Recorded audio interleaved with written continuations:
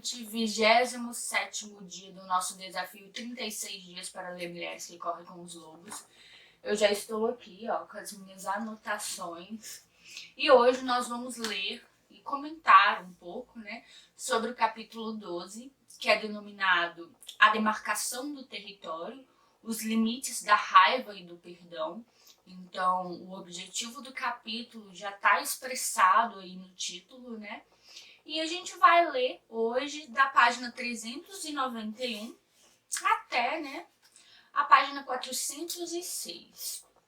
E, como sempre, ela traz uma história para que essa história ilumine o nosso caminho e nos faça reconhecer o que é necessário mudar dentro da nossa alma intuitiva, dentro do nosso eu, dentro do nosso self, E a história que ela traz nesse primeiro momento é a história do urso da meia-lua, tá? E ela fala, então, nas primeiras páginas, que quando nós estamos, de alguma forma, próximas ou sob a orientação aí dessa mulher selvagem, consequentemente, nós temos coesão, tá? Ou seja, essa coesão interna é o que ela vai chamar de autodomínio. E esse autodomínio também pode aparecer como uma chave para lidar com esse sentimento de fúria da mulher, tá? Então, a gente vai perceber que essa fúria, essa liberação da fúria é necessária para que a gente realmente se torne livres de certas amarras, tá? Bom, ela vai dizer que essa emoção deve ser liberada e não reprimida, porque quando a gente reprime, na verdade, a gente está botando mais lenha no fogo, sabe? Porque a gente não está tratando realmente as nossas emoções, nós não estamos realmente sentindo as coisas.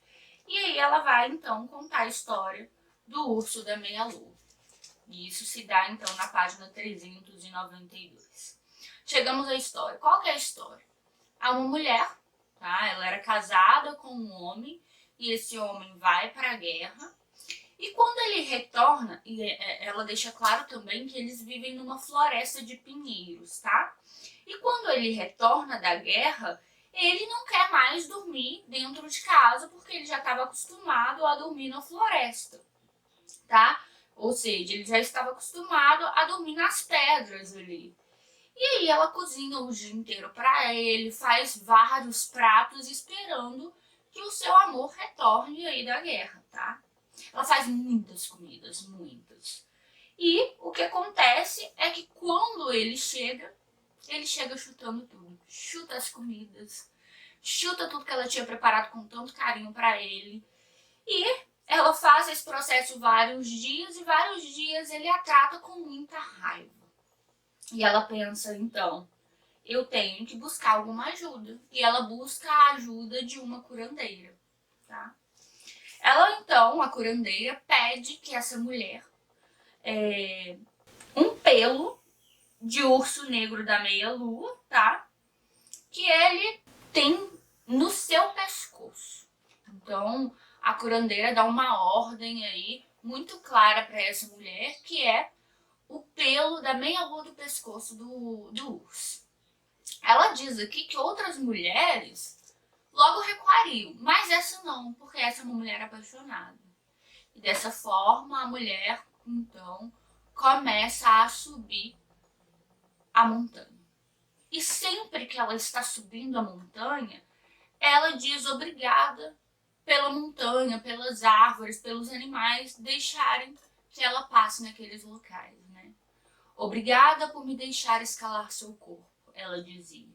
E sempre que ela subia um pouco mais, ela agradecia novamente, tá? Até o momento, então, que ela vê o pico da montanha, e ela vê neve também nesse pico, que demonstra que ela está chegando cada vez mais alto, E ela novamente para agradecer quando vê pegadas de urso, Em outro momento, ela para agradecer quando a nevasca para. Então, assim, a gente percebe uma gratidão e uma necessidade de agradecer por tudo que ela estava passando, né? E aí o urso da meia-noite dá um rugido feroz e ela pensa, então, ele está ali. E ela tinha levado muitas comidas e ela deixa as comidas logo ali na frente da caverna em que o urso estava. O urso sai da caverna, dá um rugido e come tudo que estava disponível ali. Ela um tanto quanto distante para que ele não a percebesse, né? E ela vai repetindo essa mesma atitude durante alguns dias. Deixa a comida para o urso, se afasta, o urso vem e come toda a comida. Até um dia que ela implora para o urso para que deixe tirar um pelo aí da sua meia-lua no pescoço. Ela diz para ele: querido urso, eu venho lhe trazendo alimento todas essas noites. Será que eu podia ficar com um dos pelos da meia-lua do seu pescoço? O urso parou e pensou: essa mulherzinha seria fácil de devorar. No entanto, ele de repente se sentiu cheio de pena dela. É verdade, disse o urso da meia-lua, sem afastar as garras da sua cabeça. Você foi boa para mim. Pode ficar com um dos meus pelos, mas arranque-o rápido, vá embora e volte para a sua gente. Ela arranca e sai correndo em desespero, né, agradecendo novamente a montanha por deixar ela passar sobre suas pedras, sobre suas árvores, enfim, né? E ela consegue. Ela consegue o pelo que a curandeira tinha pedido, né? Ela consegue conquistar o pelo do urso da meia-lua, né? E ela chega na curandeira, diz que consegue, então, o que a curandeira tinha pedido, e a curandeira analisa aquele pelo, aquela medida do pelo, e diz: realmente é um autêntico pelo do urso da meia-lua, tá? E ela para sob um fogo ali e joga o pelo no fogo. E a mulher se desespera: o que você tá fazendo, curandeira? Você disse que precisava desse pelo aí. E a curandeira diz pra ela: fique calma, está certo, tudo está bem, né? Você se lembra de cada passo que deu para escalar a montanha? Você se lembra de cada passo que deu para conquistar a confiança do urso da meia-lua? Você se lembra do que viu, do que ouviu e do que sentiu? Isso é importante, né? E a mulher, então, diz que sim, que lembra disso tudo. E ela fala: então, minha filha, volte, por favor, para a sua casa com seus novos conhecimentos e proceda da mesma forma com o seu marido. E essa é a história do urso da meia-lua. E agora a Clarissa Pinkola vem analisando todos esses elementos, toda a simbologia dessa história, demonstrando que aqui nós temos elementos para nos curar. Essa história nos conta algo que pode nos curar, tá? E agora ela vai trazer toda a simbologia e analisar como o urso, como o pelo, como mulher e homem se apresentam dentro dessa história como uma porta para nos curar dessa raiva que às vezes nos consome, né? E então o tópico seguinte é a raiva como mestra. É isso que ela vem então nos dizer. E ela já inicia afirmando que essa história ela está não só no único país, só no Japão. Pelo contrário, está na Alemanha, essa história está na Rússia, ou seja, trata-se de um inconsciente coletivo que se revela por meio dessa história, né? Ela está em várias culturas. Ou seja, trata-se aqui de uma história de revelação. O que ela chama de história de revelação? É aquelas histórias que nos permitem vislumbrar as estruturas curativas que estão ocultas aí no nosso mais profundo eu. É isso que essa história traz para nós. É uma história curativa com o objetivo de nos abrir os olhos, de nos fazer entender o que é melhor num momento de raiva, tá? Vou me permitir ler um pedaço aqui, tá? O conteúdo dessa história nos diz que a paciência ajuda a aliviar a raiva. Mas a mensagem maior trata-se do que a mulher deve fazer para restaurar a ordem na psique, né, nessa alma, curando com isso esse self, esse eu enfurecido. tá? E nós temos vários elementos dentro dessa história que são o quê, né?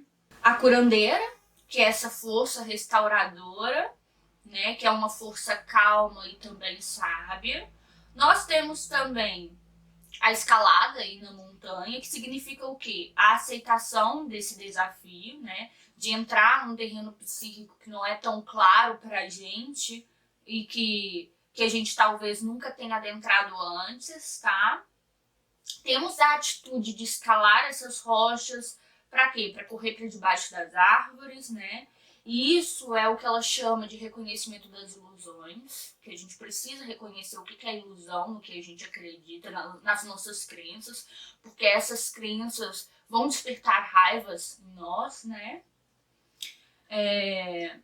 Vai falar também dos pássaros que aparecem aí, né? Que ela chama de espíritos inquietos, sem parentes para enterrá-los.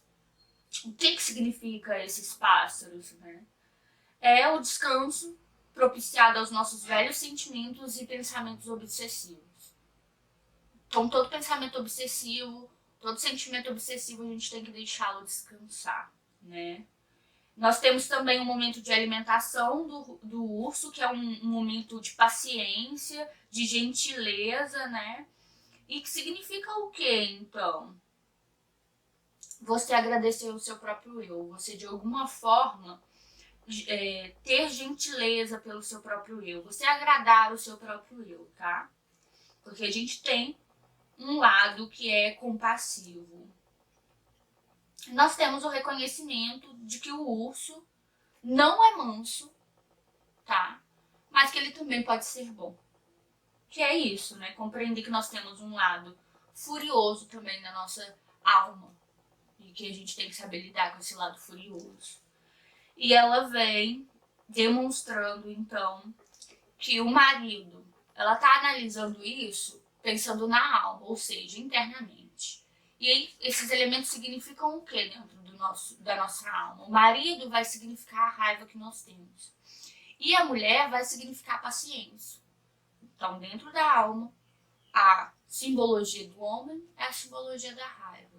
A simbologia da mulher é a simbologia da paciência. E a gente vai perceber que ela vai trazer o que significam os outros elementos também, mas ela já começa esclarecendo isso. Homem, raiva, mulher, paciência. E que a gente precisa aí caminhar até o perdão. Porque quando a gente caminha até o perdão, a gente consegue viver melhor, tá? Que a gente vai precisar ter o que ela chama de tolerância para qualquer ser humano, qualquer animal, para qualquer emoção. Vou novamente ler um trecho. Mesmo as emoções grosseiras e confusas são uma forma de luz que estala e explode de energia. Podemos usar a luz da raiva de modo positivo para iluminar lugares que geralmente não vemos.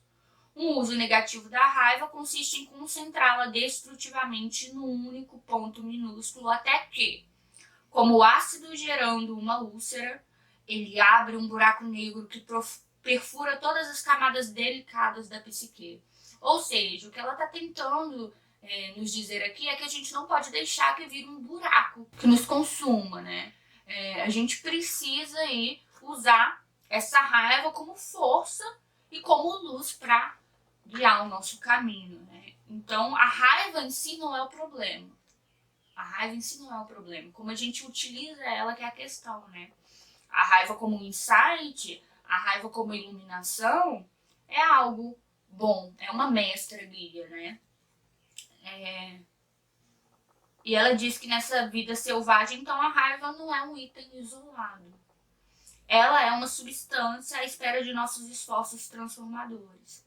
O ciclo da raiva é como qualquer outro ciclo. Ela sobe, cai, morre e é liberada como energia nova. Isso que a gente tem que tentar fazer toda vez que a gente se sentir com raiva, né? E ela diz então que o problema da raiva, quando ela limita, é que ela não nos dá acesso a esse inconsciente coletivo. E aí a pessoa que está voltada para essa raiva que corrói, é que, na verdade, ela cria a partir da raiva. E aí ela vai recriar inúmeras vezes a partir da raiva. E não vai produzir nada de novo. Essa que é a questão, né? A raiva não transformada pode se tornar um mantra constante acerca de como fomos oprimidas, feridas e torturadas. Ela dá o exemplo de uma amiga que sempre vai escrever, se ela escreve histórias de guerra, todos eles vão estar com tremenda raiva, vai querer matar todo mundo. Se ela escreve histórias de amor, os personagens também são personagens que não são confiáveis. Então, o que ela tá fazendo? Ela tá reproduzindo só a raiva que tá ali, que não foi modificada, né? E aí, o que ela tá tentando nos fazer é ter uma prática consciente da nossa raiva, entender a nossa raiva, sentir a nossa raiva, não ocultar a nossa raiva, para que essa raiva seja curada de tal forma que se torne uma energia positiva, que se torne um momento de iluminação do nosso caminho e não algo que vai nos destruir por dentro, tá? E na página 398, ela vai começar a falar da procura da curandeira e, consequentemente, da escalada da montanha, né? E ela diz, então, que procurar ter um comportamento e não sentir raiva também não é o caminho, tá? E, ao mesmo tempo, querer incendiar todo mundo, querer despejar a sua raiva em todos que você vê, também não é a solução. E a questão, então, é que devemos convidar a raiva para sentar conosco, entender essa raiva, conversar com ela, para que a gente possa solucioná-la. Eu pensei muito no justo meio, né? Sair dos excessos, dos vícios, ou do vício por falta, ou do vício por excesso, e chegar no justo meio, chegar na virtude, né? Não é o excesso de querer matar todo mundo, não é a falta de tentar reprimir esse sentimento, mas na verdade é convidar a raiva para conversar, para se sentar junto e a partir daí solucionar o problema, tá? Só que a raiva não quer conversar, né? O homem não queria conversar com a mulher quando ele chegou da guerra. E por isso, então, a busca pela curandeira, para que a curandeira aí consiga orientá-la, porque a curandeira vê de longe. Essa que é a questão, né? Vou até ler um pedaço aqui, um trecho. As curandeiras nos contos de fadas representam geralmente um aspecto calmo e imperturbável da psique. Muito embora o mundo externo possa estar em ruínas, a curandeira interna não se perturba com tudo isso e mantém a calma para calcular o melhor meio de prosseguir. A psique de toda mulher contém, então, essa ordenadora. Ela faz parte da psique natural e selvagem, e nós já nascemos com ela.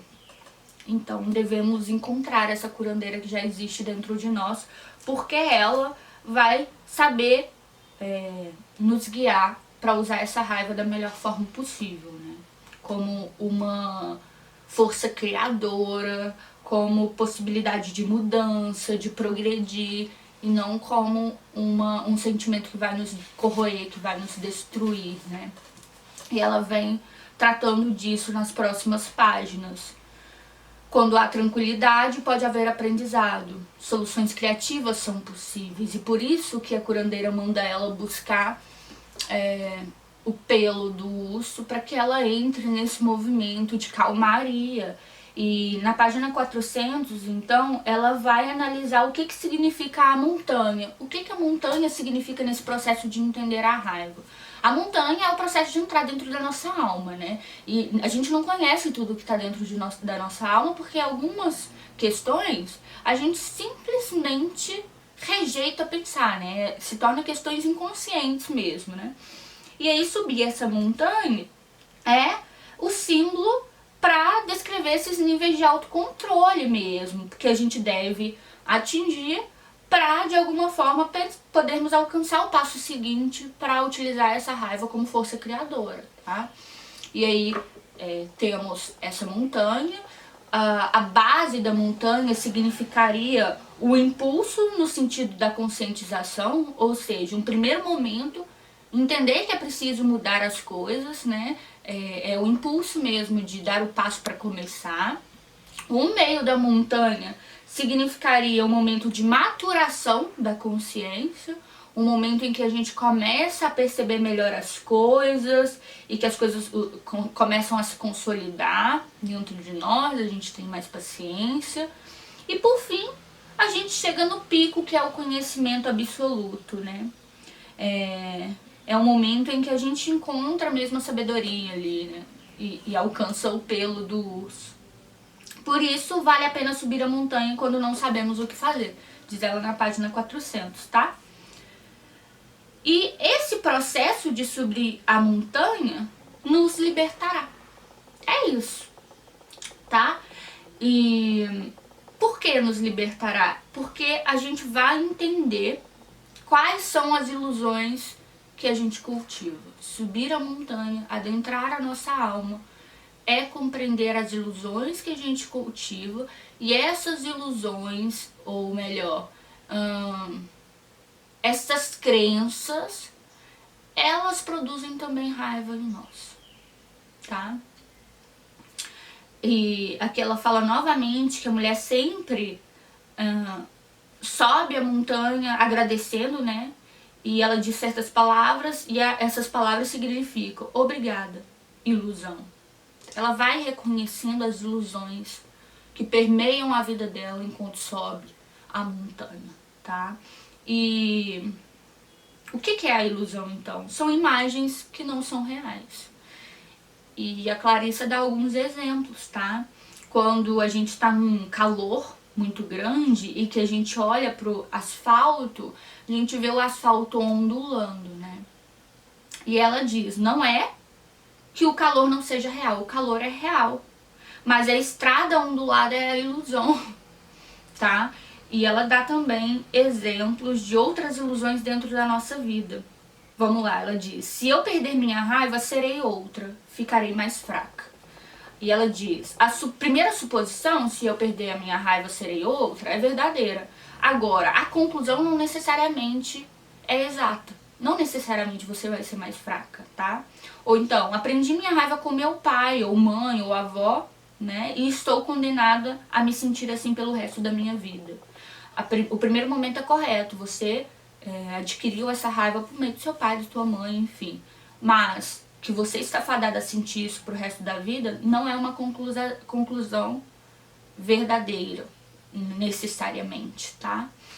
E quando a gente começa a perceber essa ilusão, essas ilusões que estão permeadas na nossa vida, ou essas crenças, como eu estou dizendo aqui, a gente pode então entender qual que é o obstáculo que está ali para que a gente alcance a iluminação que a gente precisa.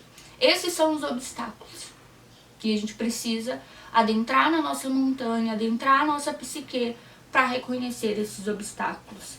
Na página 402, então, ela insere o tópico espírito do urso. E o urso aqui vai significar ressurreição. Ela vem dizendo que é o urso em várias tradições. E na maioria das vezes, o urso é aquele que vai renovar as energias. E ela dá vários exemplos disso. Para os japoneses, o urso é lealdade, sabedoria, força. No norte do Japão, é aquele que conversa diretamente com Deus e traz as mensagens para os seres humanos, né? É um ser sagrado. E na psique, na alma, o que ele significa? Ele pode ser compreendido como a capacidade de se regular a própria vida, especialmente a vida emocional. E um elemento interessante que ele traz para nós é que ele protege o nosso território. Ele é, ao mesmo tempo, disponível, acessível, fértil, né? Mas, ao mesmo tempo, ele é bravo, às vezes, né? Quando ele coloca a mão lá na cabeça da mulher, ele tá utilizando esse elemento aí de ser bravo, de ser forte. Então, há uma dualidade, mas essa dualidade conversa, tá? O pelo no pescoço do urso é um talismã, um lembrete de que se aprendeu, tá? É um valor inestimável. E ela vem analisar então o que significa esse fogo transformador e a ação correta. Por quê? Porque a mulher, a curandeira, joga o pelo do urso no fogo. O que significa jogar esse pelo do urso no fogo?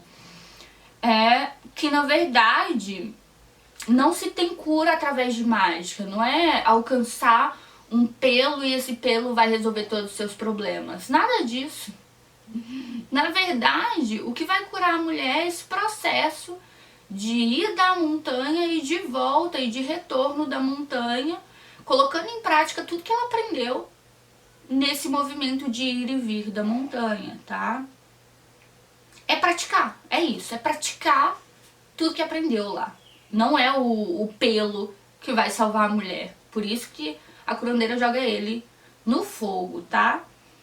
Logo, o tesouro da vida é entender que você tem a sabedoria ali, que você adquiriu a sabedoria prática para lidar com essa raiva interior. A mulher aprendeu a lidar com a raiva que o homem estava sentindo. A mulher aprendeu a lidar com a raiva que estava dentro da tua alma. Ok?